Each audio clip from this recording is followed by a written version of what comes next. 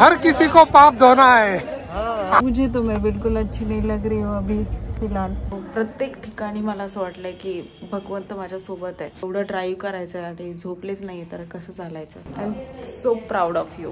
मनात एकदमच प्रयागराजची लहर आली आणि अचानक आम्ही दोघं पहाटे उठून निघालोय प्रयागराज करता बाय कार। 1266 किलोमीटर दूरचा प्रवास आहे आणि आम्ही महाकुंभमेळा त्रिवेणी संगमची अनुभूती घेण्याकरता चाललोय। पहाटे जो उगवता सूर्य दिसतो ती आपल्याला एक स्वर्गाची अनुभूती देतो आणि आम्ही प्रयागराजपर्यंत कसं पोहोचलो हे आम्हालाच नाही कळलं।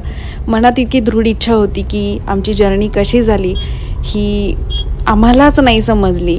ही जणू भगवंताची महाकृपाच समजायची। 12 तास कॉन्स्टंट ड्राईव्ह केल्यानंतर आम्ही पहिल्यांदा रस्त्यात थांबतोय जेवण करण्यासाठी आणि आम्हाला जेवणही अगदी सुरेख मिळतं। जणू आपण घरात जसं दाल राईस करतो तसंच जेवण होतं।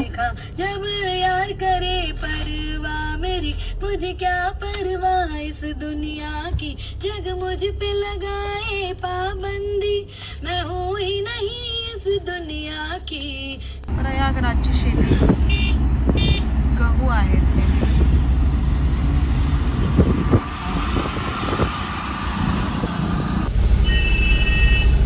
गाड्या कुठून चालल्या त्यांना तिकडचा रस्ता माहित असं नाव त्या परिस्थिती। तर गाईज आम्ही प्रयागराजला आलोय। पहिले मी तुम्हाला हवाला सीन दाखवून देते। बघा ट्रॅफिक ही जवळपास 7-8 किलोमीटर अशीच ट्रॅफिक आहे जिथे हलायलाही जागा नाही आहे। तर विशाल म्हणजे आम्ही पहाटे 5 वाजेपासून तर आता 10:30 वाजता आहेत रात्रीचे आणि हे कॉन्स्टंट ड्राईव्ह करतायत।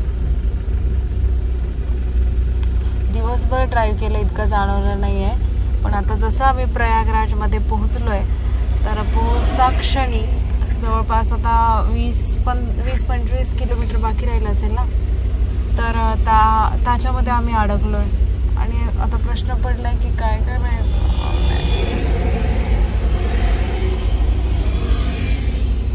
बरं इतका लंबा जाम असेल तर नियोजन कसं करणार? कसलं नियोजन या पब्लिकचं एवढे? आपण मागेच कुठेतरी गाडी हे करून काहीतरी करायला अरेंज करायला पाहिजे होतं। बाबू आम्ही 50 किलोमीटर आहे बाईकवर काय होतं 50? मग जर एवढं जाम आहे 50च्या आधीच तर मग कसं होणार आहे?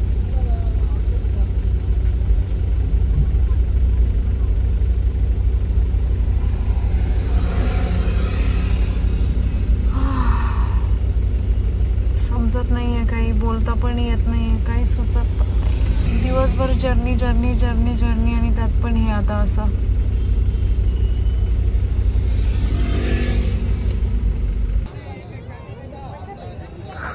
थंडी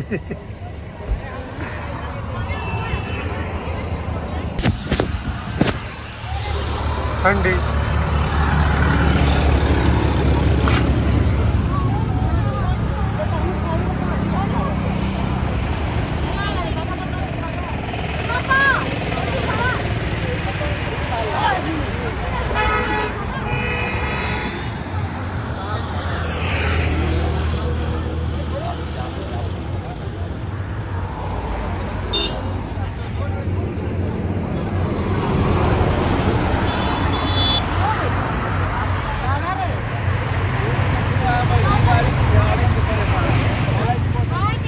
सगळे लोक गाडीच्या बाहेर उतरले आणि गप्पा मारतात।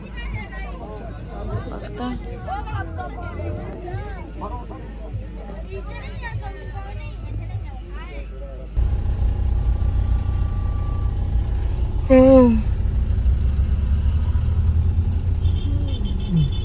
पंचायत वाले कॅरेक्टर्स। बीच वाला विनोद मधला झूम कर ना, मधला बीच वाला विनोद। वही जपत इकडं पाव राहिला वाटतं। ऐसे क्या मतलब कि मी ना आता असं चोरून चोरून दाखवते, मोबाईल इकडे करते। बीच वाला कॅरेक्टर देख ना विशाल, बघ ना मधलं विनोद स्वेटरवाला सचिव आणि ते दुसरं सरपंचाच्या विरोधात नाही का उभं राहतं ते. मस्त कॉमेडी.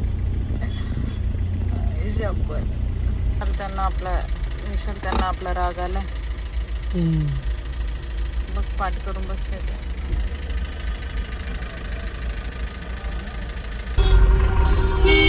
उत्तर प्रदेश सीमा.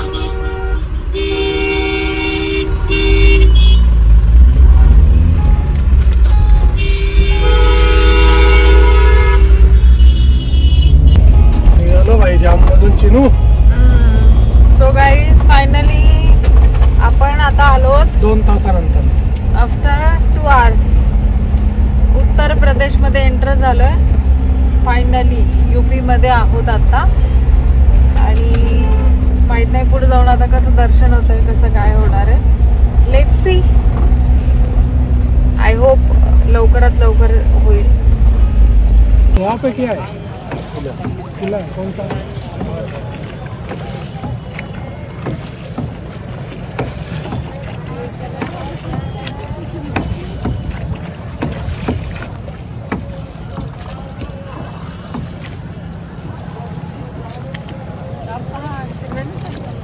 किला है अकबर.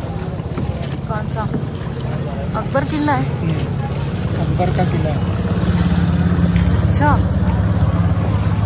तर तो समोर जो दिसतोय तो अकबरचा किल्ला आहे. अकबर फोर्ट.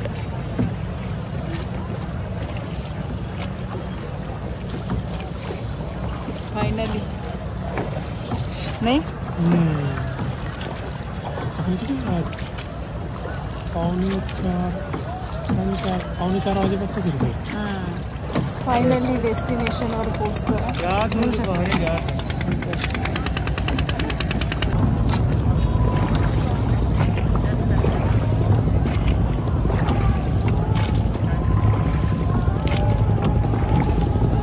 असं वाटतंय ना.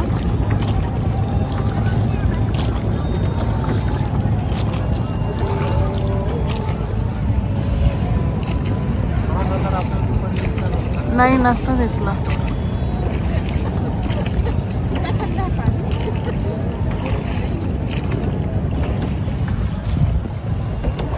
किती सुंदर आहे यार.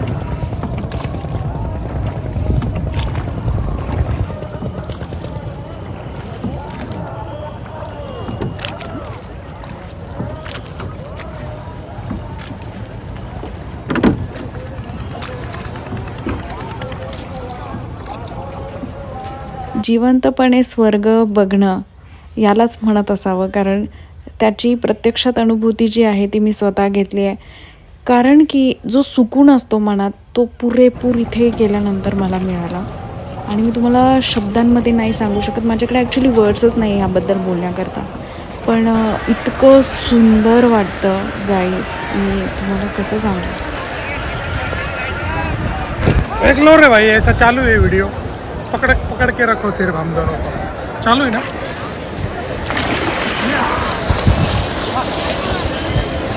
इथे पहाटे पोहोचल्यामुळे खूप भयानक थंडी वाजत होती. म्हणजे रात्री पण खूप थंडी होती आणि अंघोळ पण आम्हाला थंडीतच करायची होती. सो मला बोलताही येत नव्हतं, एवढं थंड थंड लागत होतं. हवाई गार, पाणी गार आणि वाटतही खूप छान होतं. पण मनाची तयारी करावी लागत होती अंघोळ करण्यासाठी. सो मला टाईम लागला. त्याच्यानंतर मग आम्ही छान अंघोळ केली आणि मग आम्ही परतलो. पण मी कपडेही नव्हते चेंज केले, कारण कपडे चेंज करणं माझ्याकरता तरी पॉसिबल नव्हतं. लोक करत होते कसं तरी ट्राय करून, पण मी न चेंज करताच परतले होते. आणि मग तिकडे पोहोचल्यानंतर मी चेंज केले. पण तोपर्यंत माझी जी हालत होती ती इतकी खराब झालेली की कसं सांगू. हाँ, विनोद का कोई बात नहीं सुन रहा.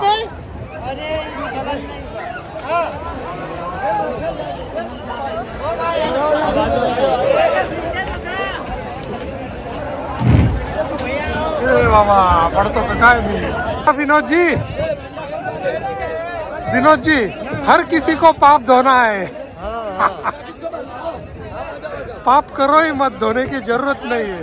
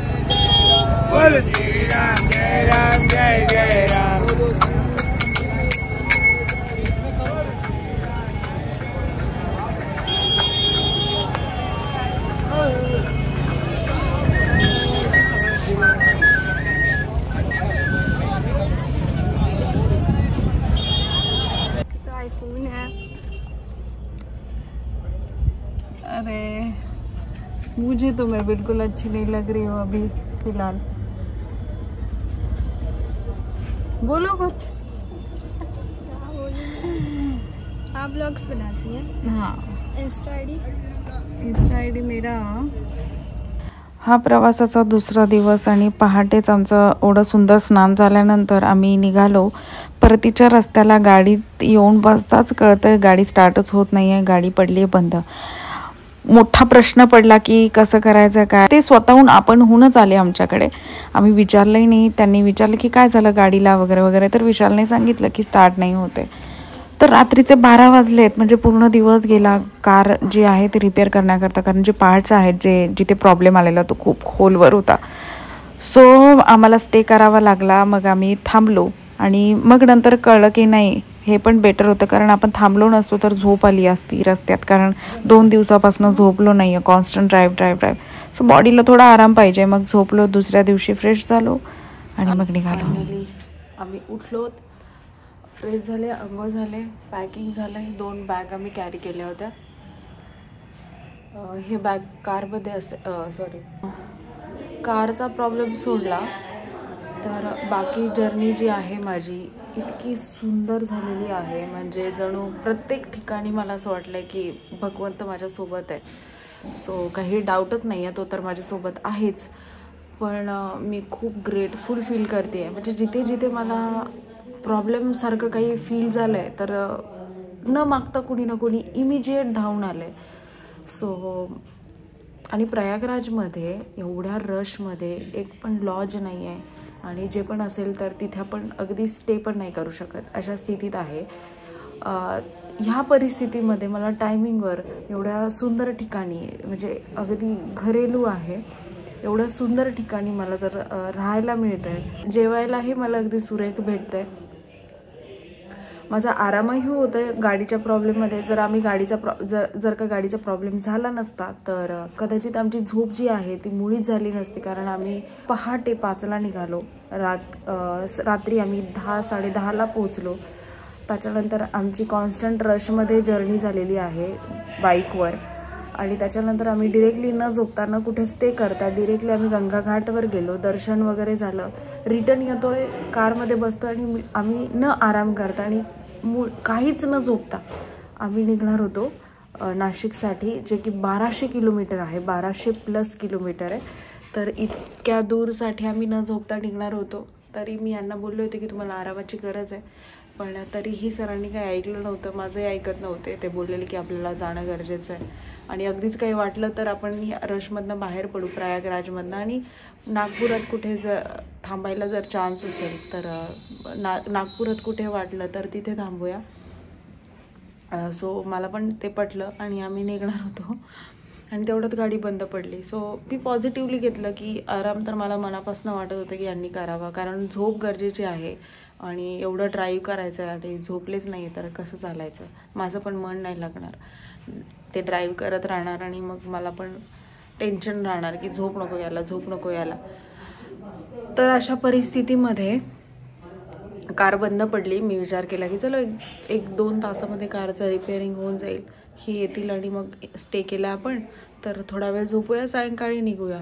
पण कारला थोडासा टाईम लागला रिपेअर व्हायला, त्याच्यामुळे तो टाईम गेला आणि मग रात्रभर झोप मिळाली. सो मी हे पण पॉझिटिव्हली घेतलं की कार तर बंद पडली, पण त्या टायमिंगमध्ये ॲट द सेम टाईम आरामही झाला, म्हणजे एक दिवस स्टे झाला आहे आणि आम्ही नेक्स्ट डे निघतोय. आता अर्ली मॉर्निंग कारचा सगळा प्रॉब्लेम जो आहे तो सॉल्व्ह झाला, कारण 1200 किलोमीटर कार चालल्यानंतर आम्ही तिला मुळीच आराम दिला नव्हता. म्हणजे आम्ही अगदी हार्डली मॅपवरही 18 तास दाखवत आहे आणि आम्ही 19 तासामध्ये इथे प्रयागराजमध्ये पोचलो आहे. आणि खरंच मानण्यासारखी गोष्ट आहे, एवढं एकटं ड्राईव्ह कोणी करत नाही. एवढा दूर जर कोणाला यायचं असलं तर सोबत कोणी ना कोणी घेऊन येत असतं. पण विशालने म्हणजे आम्ही दोघंच आलो आहे, कारण खूप रश असणार होती माहीत होतं. कोणाची तयारी पण नव्हती फॅमिलीमध्ये येण्याची, आणि बरं झालं ते आले नाही. जर मम्मी वगैरे कोण आलं असतं तर त्यांना सांभाळणं खूप मुश्किल झालं असतं, कारण आम्ही इथे बाईकवर जर्नी केली आहे. जिथे पण गेलो आहे, दर्शन झालं आहे, सगळं ते बाईकवर झालं. सो दोघंच आलो, बरं झालं. आणि मग सोबत ड्राईव्हला कोणी नसल्यामुळे त्यांना पूर्ण पहाट, पूर्ण दिवस आणि रात्र अर्धी ड्राईव्ह केला आहे. So I am so proud of you. आता झोप झाली आहे, नाश्ता होणार, चहा प्यायचा, चहा घेणार आणि त्याच्यानंतर पुन्हा जी जर्नी आहे नाशिकसाठी ती त्याकरता मी चालू पडणार. तर बरं झालं ना, आराम झाला. गाडी रिपेअर झाली आहे आणि गाडी गरम झाल्यामुळे तिचं जे आहे काय होतं, जाम लागतो ना 4-5 तास कंटिन्यू, त्याच्यामध्ये गाडी 2-2 सेकंदाला पुढे जाते थांबते, पुढे जाते थांबते. मग clutch, brake etcetera continue press करून करून करून त्याच्यावर लोड येतो. त्यामुळे तो प्रॉब्लेम येतो. भरपूर कारला आलेला आहे असा प्रॉब्लेम. म्हणजे आमची एकट्याचीच कार नव्हती, तर बरेच लोक जे इकडे आले त्यांच्या गाड्यांना प्रॉब्लेम झालेला आहे. सो आता तर काही चान्सच नाही याला. कुंभ संपतोय 26ला. आम्ही आलो होतो 21ला रात्री ना, की 22 ब्लॉग.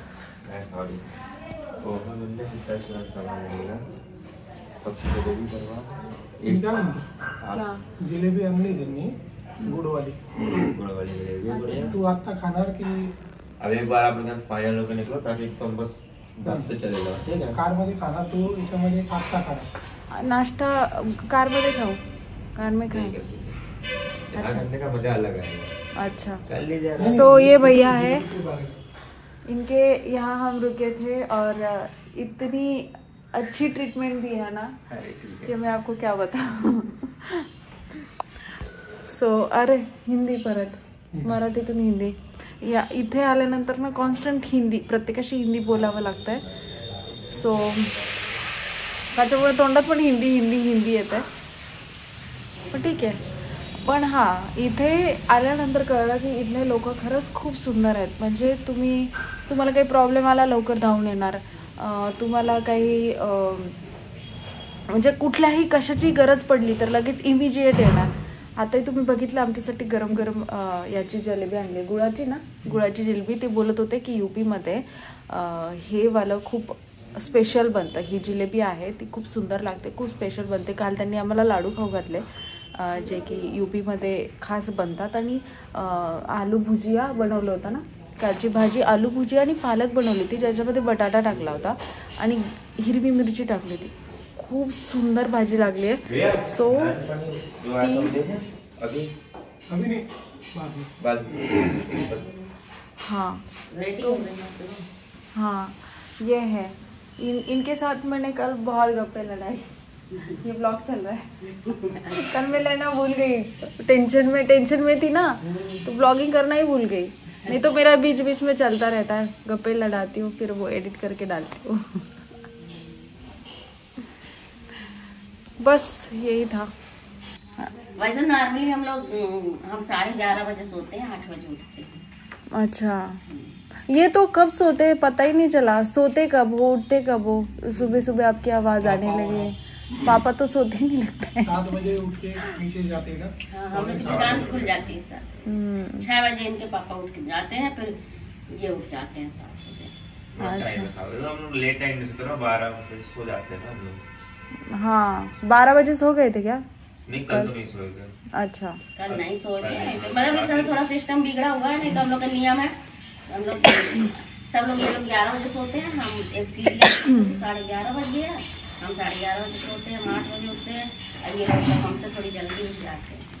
तभी मैं 8 आवर्स साइकिल मेंटेन करता हूँ। 11 बजे, 11:30 बजे, 12 बजे बहुत लेट है। हाँ अच्छा, सही है। 8 आवर चाहिए मुझको। तभी मैं सोचूं कि इतनी रात तक जागे थे और हमें तो जाना था 5 को। हो गया ना, नहीं तो वैसे अपना घर का रूटीन रहता है। लेकिन अभी हमारी नींद नहीं पूरी, क्योंकि हमारी थकाई अभी गई नहीं, सफर इतना किए। अभी सुनने में है कि 15 दिन और बढ़ा दिए। ये होली तक भीड़ चलेगी। हाँ, लोग आते रहेंगे।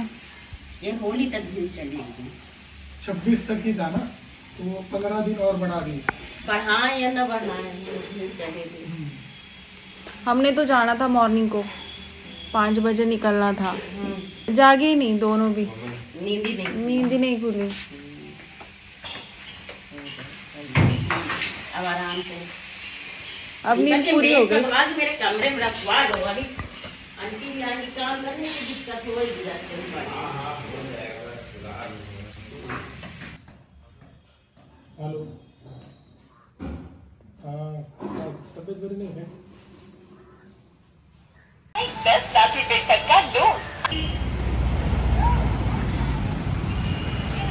और है।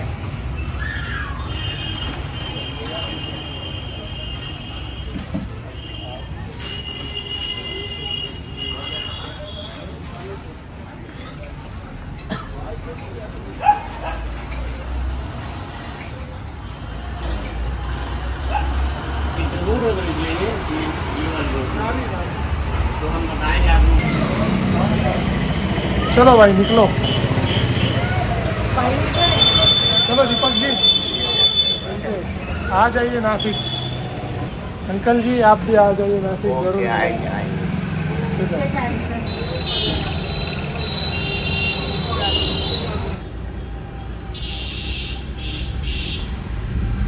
होता है, अच्छे के लिए होता आहे। म्हणजे गाडीने जर का असं केलं नसतं तर तुम्ही आराम केला नसता। सो आराम केला नसता तर मे बी तुम्हाला रस्त्यात झोप लागू शकली असती। सो पॉझिटिव्हली घेतलं तर एका साईडने आपल्यासाठी चांगलं असं झालं की आपला आरामही झाला, गाडी पण नीट झाली आणि आता आपण फ्रेश होऊन निघू पण शकलो। आणि हे मी जे दाखवलं आता प्रयागराजमध्ये पाय द्यायलाही जागा नाहीये। अशा स्थितीमध्ये जर का तुम्हाला अगदी घरेलू ठिकाण राहण्यासाठी भेटतंय, घरेलू जेवण भेटतंय, माणसं चांगली भेटतात की आपण अगदी फॅमिलीसारखं फील करू शकतो, तर ही भाग्याचीच गोष्ट आहे असं मला वाटतं। तर सो मी ग्रेटफुल आहे आणि नेहमीच राहणार। मी देवाला रोज थँक्यू बोलते की तू नेहमी माझ्यासोबत असतो आणि माझ्यासोबत राहतो आणि मी फील करते। म्हणजे मला कधीच असं वाटलं नाही आहे की मी एकटी पडली आहे। म्हणजे आम्हाला कधी लाईफमध्ये असं कधी गरज पडली थर्ड पर्सनची किंवा एखादी गोष्ट अशी घडली की तिथे थर्ड पर्सन हवाच असतो, तर तो कशाही रूपात धावून येतो। आजपर्यंत लाईफमध्ये मला असं फील नाही झालं की मी एकटी आहे। कधी मी कुठे अडकले किंवा कधी काही झालं लाईफमध्ये तर मला देव कोणत्याही रूपात भेटतो आणि मदत करून जातो। ज्यांच्या रूपात मला तू भेटलायस, तुझ्या रूपात जे पण माणसं भेटलेत मला, तर त्यांची मी मनापासून आभारी आहे आणि मी नेहमी ग्रेटफुलच राहणार आणि मी त्या गोष्टी कधीच नाही विसरणार। आणि मी ह्याच्यातनं नेहमी एक चांगली गोष्ट घ्यायची शिकले आहे की कर्म करा तर चांगले करा आणि कर्म करताना आपल्याला बुद्धी दिली आहे देवाने की आपण कोणते कर्म कसे करतोय। सो फक्त जी बुद्धी दिली आहे ना त्याचा वापर केला गेला पाहिजे, कारण आपल्याला त्या गोष्टीचा सेन्स होतो की हे काम चांगलं आहे की वाईट आहे। वाईट करताना आपल्याला कळतं की हे वाईट आहे पण तरी पण आपण करतोय, तिथेच स्वतःला थांबवा। बस एवढाच मेसेज मला द्यायचा असेल तर मी हा देईन। तर कर्म कधीही कामी येतात, चांगले कर्म केले तर डोळ्यातलं पाणी फक्त आनंदाच्या रूपातच येईल। म्हणजे आपण सुखी असेल तरीही रडायला येतात, तेवढेच अश्रू येण्याचा अधिकार देव आपल्याला देतो। बाकी दुःखाचे अश्रू खूप रेअरली बघायला भेटतात। जर आपण चांगले कर्म करत गेलो, मदत करत गेलो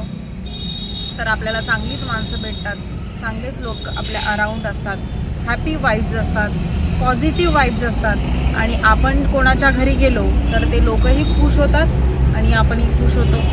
सो वाईब क्रिएट करा, व्हायब्रेशन्स क्रिएट करा, एक खूप मोठी थिंग आहे। आता निघालो का की हां थोडा मुक्काम सकाळी आम्ही रात्री गेलो आणि प्रयागराजचे रस्ते बघा, बुधवारी आहे आज आणि प्रयागराजचे रोड मी तुम्हाला दाखवतीये. सो प्रॉपर प्रयागराजमध्ये आम्ही आहोत आता. बाहेर पडतोय पण रश इतकी काही नाही आहे. रश तुम्हाला येताना दिसेल, जाताना मार्ग मोकळा आहे पुरेपूर.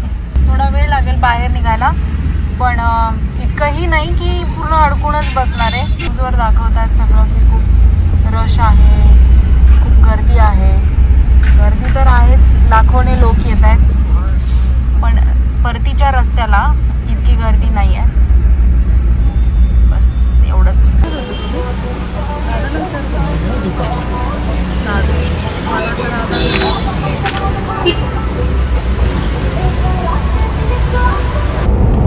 कुछ भी हो जाए भैया, आपकी कार में रिपेयर करके दूंगा. आप 2 बजे से पहले आपकी कार आपके हाथ में होगी. बाइकोची सारखी फोन यायची तो तुम्हाला म्हणे की क्या होता है, अभी मेला चल रहा है, लोग आते हैं अपने परिवार के साथ, मेले असते हे असतं. त्यांना आपण मदत नाही करणार, आपण त्यांना वाऱ्यावर सोडून द्यायचं, मग त्यांना मदत कोण करणार. ठीक आहे, पैसा कमवणं किंवा पैसा भेटणार ती गोष्ट वेगळी, पण यांच्या भावना असताना कोणाच्याबद्दल तर ते तुम्हाला सांगत होतं. आणि दुसरी गोष्ट तो ने जब मेले का पहला दिन था ना, मेले का पहला दिन था तो एक बूढ़ी औरत आई थी. तो ये बाइक वाले थे ना जो छोड़ते हैं, उन्होंने उसको पैसा लिया 500 रुपये और वो जो कॉर्नर है ना घाटी का वही छोड़ दिया, संगम पे छोड़ा ही नहीं.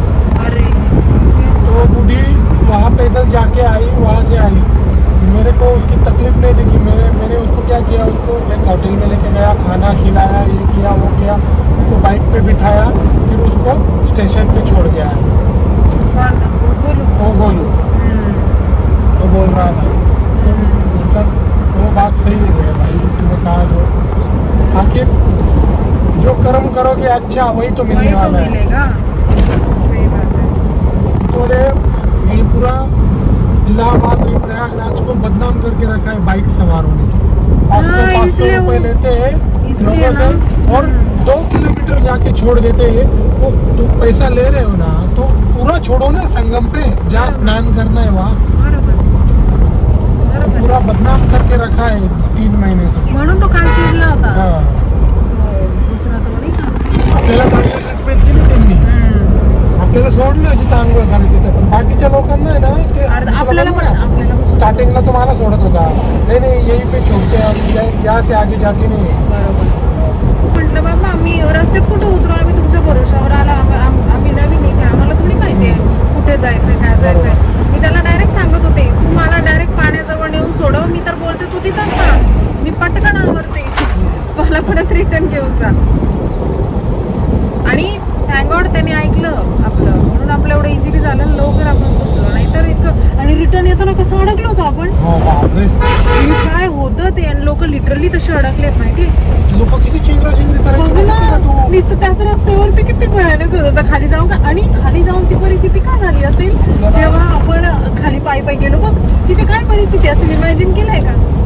बापरे, हीच गर्दी खाली असते ना, आपल्याला जी निघालो ना आपण निघताना तीच गर्दी खाली असते. पण आपण आपल्याला सांगलो होतं, आपण रात्रीचं गेलो ना तेव्हा तिथे रात्री टच झालो आणि आपण कुठे थांबता आपण डिरेक्टली गेलेलो. संगम मध्ये गर्दी नव्हती ना, आपण गेलो तेव्हा कमी होती.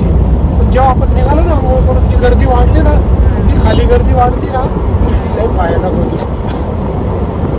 कसं माणूस आपण त्याच्यात अडकलो 3 सेकंड नाही लागले आपल्याला बोर व्हायला, म्हणजे घाबरायला त्याच्यात. आणि आपण आउट साईडला त्या बाईकवाल्याला शोधत होतो. विचार कर ना, आपण जर त्या वेळेला गेलो असतो तर मी तर बोलले असते बाबा हे काय काय चाललंय. बरोबर, तो पण आपल्याला शोधत आला त्याच टायमिंगला आला. खूप लकी आपण, खूप लकी आहे माहिती आहे. नाही तर एखादा त्यांनी सवारी घेतली असती शीटाची, जसं आपल्यासोबत होता त्या लेडीजचा फोन होता त्याला, भैया लेने के लिए आ जाओ, त्यांनी सांगितलं. नाही बोलला, आपल्यासोबत नाही बोलला, मी नाही आ सकता. याला पण नशीबच लागतं बाबा. प्रत्येक एव्हरी सिंगल थिंग मध्ये मी फील केले. पण खूप लकी, मी प्रत्येक छोट्या गोष्टीला फील केलंय.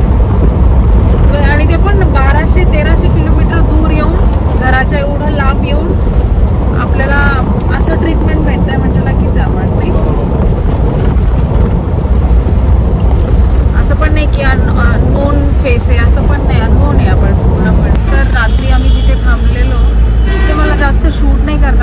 ते चांगलं नाही वाटत. आपण मोबाईल पकडून बोलतोय, म्हणजे ब्लॉगिंग करायला मला इतकं चांगलं नाही वाटलं, कारण आपण म्हणजे ते लोक आहेत आणि त्यांच्यासमोर मोबाईल पकडून बोलतोय. सो मी थोडंसं अवॉइड केलं, मला ब्लॉग नाही करता आला.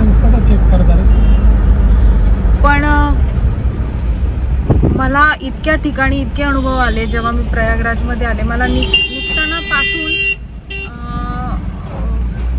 दर्शनापर्यंत आणि दर्शनापासून तर घरी येण्यापर्यंत इतके अडथळे येऊन गेलेत की, आणि त्या प्रत्येक प्रॉब्लेममध्ये मला देवरूपी माणसं धावून आले माझ्याकडे. खरंच म्हणजे एक विचार करण्यासारखी गोष्ट. आणि आता पण मी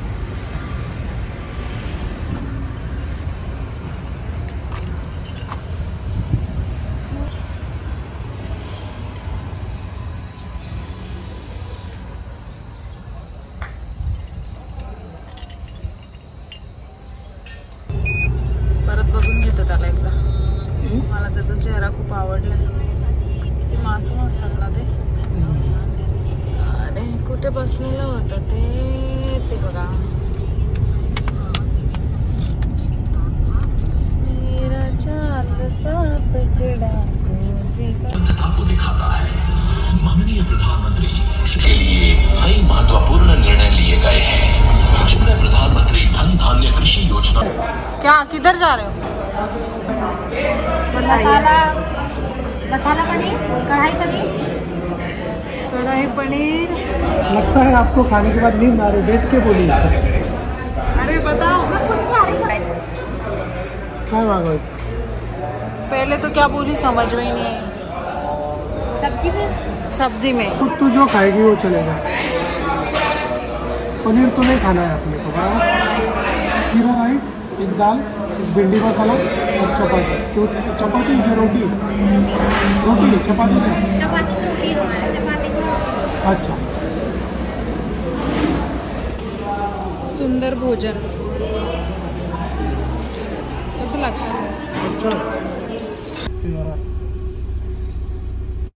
हा जो माणूस आहे हा इतका वियर्ड पद्धतीने बघत होता ना की मला बघूनच घाबरायला झालेलं. सो आम्ही तिथनं पटकन निघालो, कारण की मला खूप अनकम्फर्टेबल होत होतं, माहीत नाही का.